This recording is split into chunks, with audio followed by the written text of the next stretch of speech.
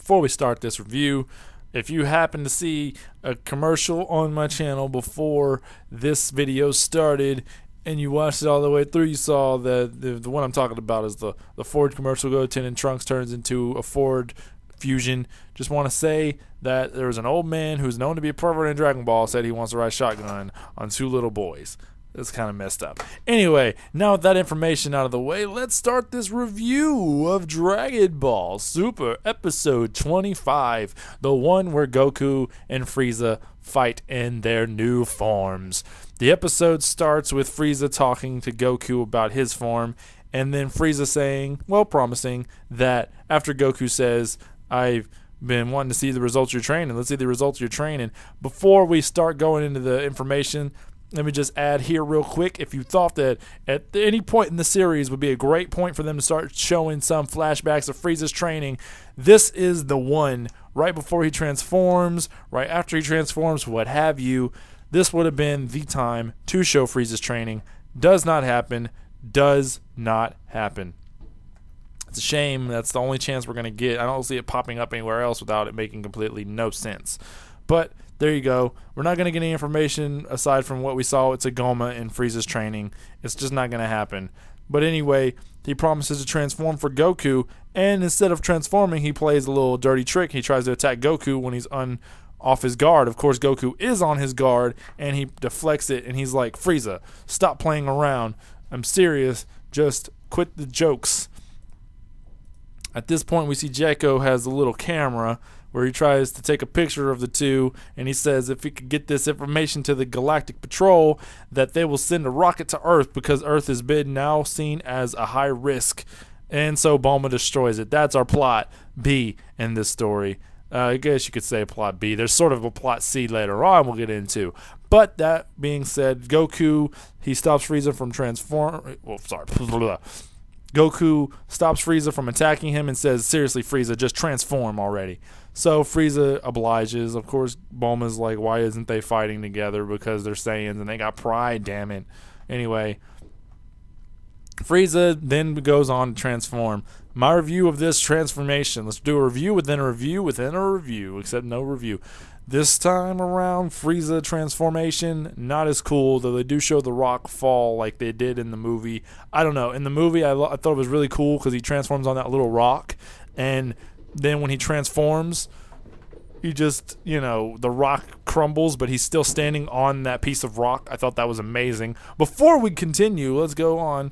Anyway, Happy New Year and all that crap. We're probably not even going to see this on the New Year, but we're going to upload it on the New Year. Screw it. Anyway, well, now we're going to the part where Frieza transforms. Frieza's transformation, while pretty impressive, I do like his aura. His aura is really nice. The animation in this episode, at the beginning at least, was really, really nice to the point where when I first saw it, I was like, wow, they really put a lot of work into this one. I'm expecting no animation flaws in this round.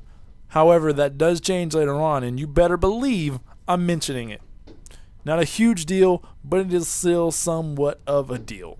So Frieza transforms. It's a glorious transformation. His aura looks amazing. He looks amazing. It's a great little moment for Frieza. Everybody's impressed. Jekko tries to take another picture. Bulma looks at him. Jekko tries to take another picture. Frieza looks at him, and he's like, you know what? I'm just not going to do that because Frieza could murder his face. That's Frieza's father. Not canon, not true. Anyway, let's go. Then they talk about how impressed they are. Goku says he may even be out of his league on this one, kind of hinting that Frieza may be stronger than he was originally and than he thought. So Goku may have trouble down the line, and Frieza promises to kill Goku. I did mention this at the predictions of my last review. Frieza's golden form looks a little bit different this time in the series. It really does look more like a coat of paint than an actual new form. He doesn't look any taller, except later on, but that's not really something worth mentioning. He doesn't look any really taller. His face looks slightly different, but I don't know. It's not as good looking as it looked in the movies and promos and stuff, but I don't know.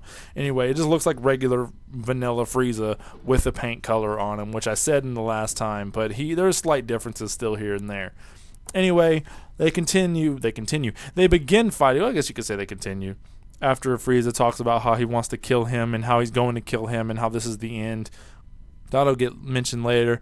They go and have a round of fisticuffs this time around. I like the punches in the guts they gave to each other. It was really awesome. The animation in this section was really freaking sweet. Like, it was really fluid, really nice. I didn't like the 3D animation in the movie, so seeing this with their head-to-head combat was really cool. Then they go and do some ki blasts, which some people have issue with. I really don't, because a lot of Dragon Ball consists of ki blasts, so it's not that big a deal. Goku does a Kamehameha and a round of keys.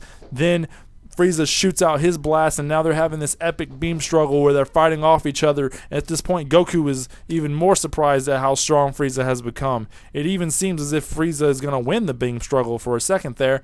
But, of course, while we do that, let's go on in the next segment, which is the best segment. Beerus, something I didn't expect, Beerus and Whis are traveling through the universe, but Whis senses a disturbance. And who is it but the one and only, the fat cat and his female attendant? That's right, Vados and Champa show up. It was an amazing segment. Nobody expected it, I don't think. They're not in the title, so nobody saw this coming, since everybody else is reading titles and stuff all the time. I don't do that. Anyway, they go on to meet Vados and Champa. It was an amazing moment. You get to hear some more you get to hear some more of Champa's voice. And Beerus is like, what the hell are you doing here? And then Champa is impressed to see that Beerus is awake. So then they have a little stare down, and it's really funny to see the two of them. Beerus says, why are you in the 7th universe? You're trying to get our food? And he's like, this is kind of funny. If you read ahead in the chapters, which I only read ahead of 1, which is the one right after the ending of the Battle of the Gods arc, where he says, are you trying to take our food? And then Champa's like, oh, your food. Universe 6 food is the best food. Universe 7's food is crappy. And, I thought that was hilarious. But then Beerus goes on to say, oh, yeah, come on, you want some of this? And Champa's like, oh, yeah. And Beerus like, you want to fight? Then Champa's like, yeah, let's fight. And at this point, we get a little bit of we get a little bit of Champa's personality. Hard to say if he's a coward here or not. But he's like, oh, you want to fight? All right, then. Vados, get him. And Beerus and everybody's just like, what? And even Vados is like, why don't you do it? He's like, I'm just too lazy. So it's not that he's necessarily afraid of Beerus, as it seems. He's just too lazy, or that was an excuse. And he is afraid of Beerus. I just thought that was hilarious. He's just like, all right, you want to fight? Let's go. And then he's like, Vados, get him, But then they both say they're in a hurry. Champa and Vados leaves. And, before that, they call each other names. And my sub, Champa calls Beerus the Grim Reaper, I'm guessing because he's so skinny. And then, of course, Champa calls him a fatso. No, Beerus calls Champa a fatso, not the first thing I said. But they are a little suspicious of them, Beerus and Whis, that is. But Champa and Vados move on. And apparently they have 5 of these balls that they don't really talk about.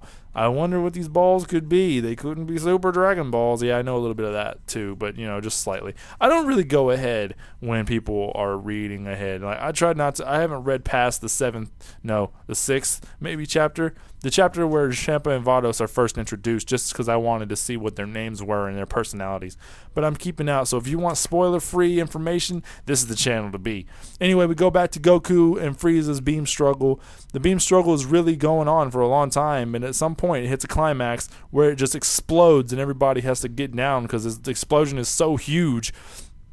But Frieza is really, really interested in killing Goku at this point. And between that explosion, you just see silhouettes of some figures. And it's Goku and Frieza still going at it, doing some hand-to-hand combat, kicking some major ass. This is a really cool segment as well. I like the lighting. I like the animation here. It's only far away, but the fight scene in this area is really nice. It's not until a little bit later on that the animation starts to hang down a bit, and you'll see what I mean when I talk about it. I might even put a picture on, not on the video. I'm not going to do much with the video, but I'm probably going to put it in the thumbnail or something. Anyway, Whis and Beerus come. They get there Sunday. They talk, all the same spots in the movie. If you've seen the movie at this point, this is where movie stuff comes in.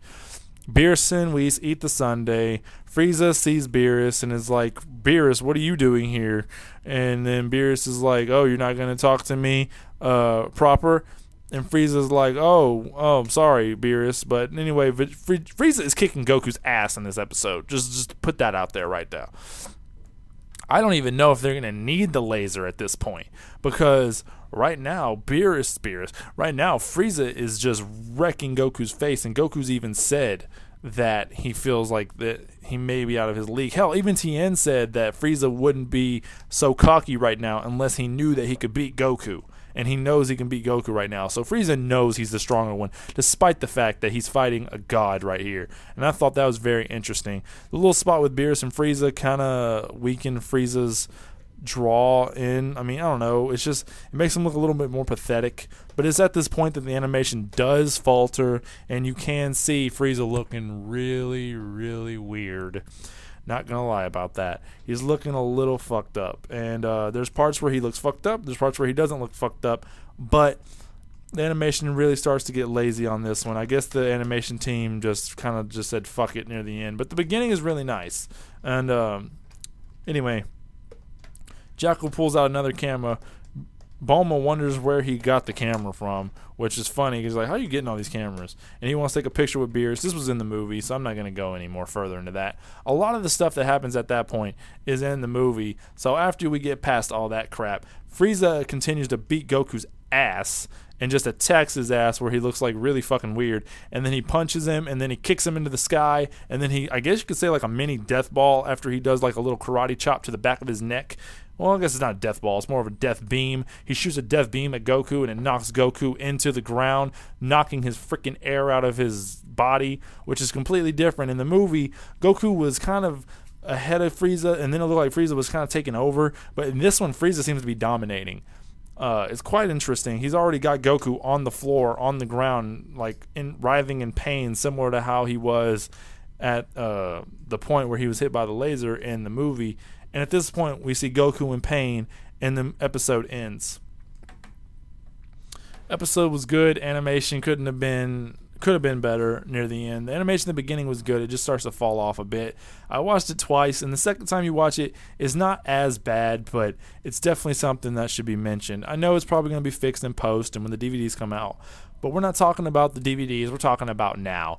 And in this episode, the animation was pretty bad at the end. But other than that, it was pretty good, so I'm not going to complain too much about it. Even though it was, at some points, it was really bad and then got really good. It was kind of like off-putting.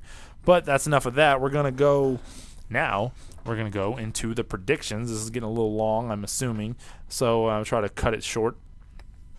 In the next episode, the fight will continue. Apparently, Goku's going to pull some crazy thing out of his ass because the title kind of hints at it. But the next episode, I think Frieza will continue to dominate. However, Goku will talk some smack, and Goku will come back a little bit. And it says he's going to do a counterattack. So apparently Goku's going to get beat down really bad in the next episode. And at some point, Goku's going to try and do like a trump card. And he may end up getting the advantage if they lead into Frieza not having trained long enough and he's starting to lose his power. That may be where they're going with it. If that's the case, Goku could still get shot by a laser. We're not exactly sure at this point unless you read ahead and you see the episode titles, which I don't, so I don't know when it's going to end. But it looks like we may have at least 2 or 3 more episodes. I'm hoping that Gotenks shows up at some point. I know it's a pipe dream, but it'd be really nice just to see him come in and at least distract Frieza for something, and then that gets Vegeta in.